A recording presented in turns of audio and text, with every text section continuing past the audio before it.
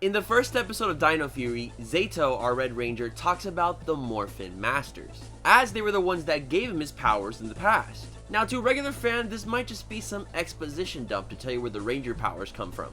But the Morphin Masters actually have had a much longer history than one may think, dating back to the first ever season of Mighty Morphin Power Rangers back in the 90s. So, what exactly are these guys? Let's talk about it.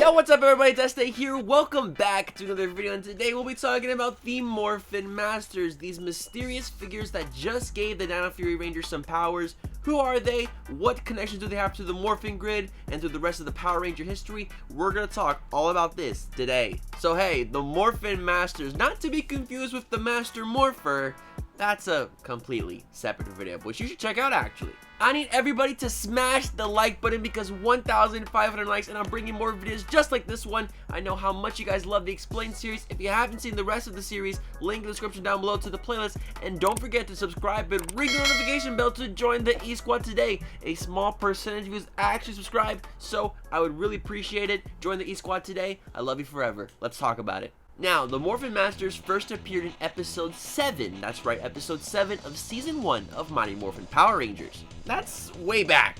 Older than me, actually. Now, back then, the writers were probably just throwing stuff together all silly and whatnot. Obviously, they were using the Japanese Super Sentai footage of Zyuranger, which was very dinosaur-based, and trying to fit that into the American plots of Mighty Morphin Power Rangers. So these guys were the protectors of the Power Eggs, which were powerful egg-like artifacts sought out by Rita Repulsa. So way back, millions and millions of years ago, in order to protect these Power Eggs, they would put them in a chest and throw them out into the ocean. Zordon would go on to say, millions of years ago, ancient sorcerers calling themselves Morphing Masters held the power of universe in 2 mysterious Power Eggs. By casting the eggs into the sea, the sorcerers believed that their ancient ancestors would look down on the eggs and protect them from universal danger. Was that a good Zordon impression? Let me know in the comments. Now, the footage that they used to explain the origin of the Morphin Masters was obviously from Zyuranger. But, you know, they're still characters in the show. They were seen putting the eggs into the chest and throwing it out into the ocean. Obviously, only until the first team of Rangers, the Mighty Morphin Power Rangers, would have to go protect those eggs. You know, they were seen wearing these white robes. They looked very old and ancestral. But surprisingly, for 28 years, the Morphin Masters were not explained. They didn't really explain the involvement of them with the history of the Power Rangers. And with a name like Morphin Masters, I thought we would get more information. As you know, even the Morphing Grid got explained. I did a whole video about that, go check it out. But, of course, the Morphin Masters would later return and we would get a proper explanation, not in the show, but in the Boom Studios comics. Now guys, if you haven't read the Boom Studios comics, what are you waiting for?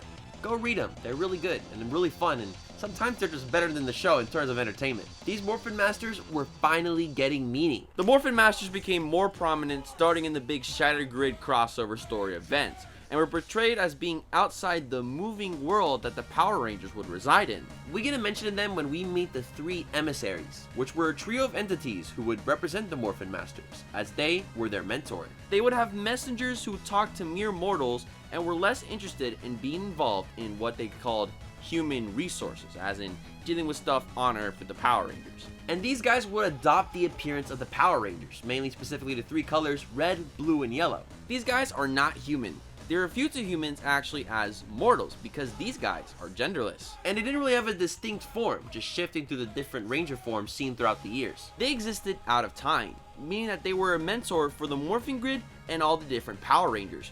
From the original Mighty Morphin team, to teams in other universes like RPM and Dino Charge, to even Rangers in the future like Time Force, SPD, and beyond. The Blue Emissary would actually go on to make the Omega Rangers, another team that I've done an explained video on. Go check it out. During the events of Shattered Grid, the Emissaries 3 was contacted by Zordon. Zordon would ask these guys to sever Lord Dragon's connection to the Morphing Grid, but the Emissaries refused to do so. Lord Dragon will later return and enter the Morphin Grid himself to steal the heart of the Morphin Master, which led to the destruction of the multiverse and the creation of his own world where he was the ruler. After this incident, the Emissaries 3 set out to monitor the grid and ensure that something like this could never happen again.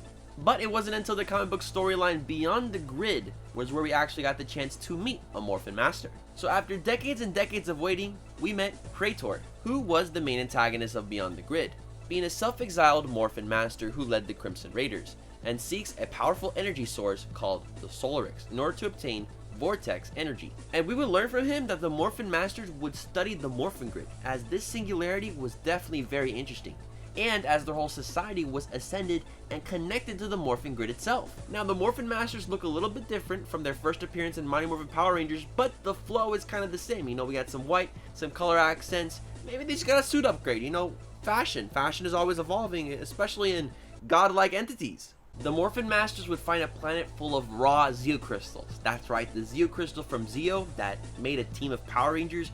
Yeah, a full planet of that. And in order to protect it himself, really, Praetor severed that universe with everything else. Praetor would later go on to fight the Solar Rangers, which is also another long video that I made that you should check out. I know, I'm plugging myself a lot today. This is the Este universe. Everything is connected. Now, going back to Dino Fury now, Zeta would refer to the Morphin Masters as ageless beings with untold power. They would come out of this mysterious portal, and by using the Morphin Grid, would grant these prehistoric Knights of Ravkon the powers of the dinosaurs, essentially creating the first ever true team of Rangers. That's right, the Dino Fury Rangers, Zeto's first team of Rangers, was the first ever team of Rangers, and their powers were granted by the Morphin Masters themselves. And the Morphin Masters seen in Dino Fury looked very, very similar to the ones we would see in the comic books. So this is kind of like the first time the comics are intersecting with the show in a way.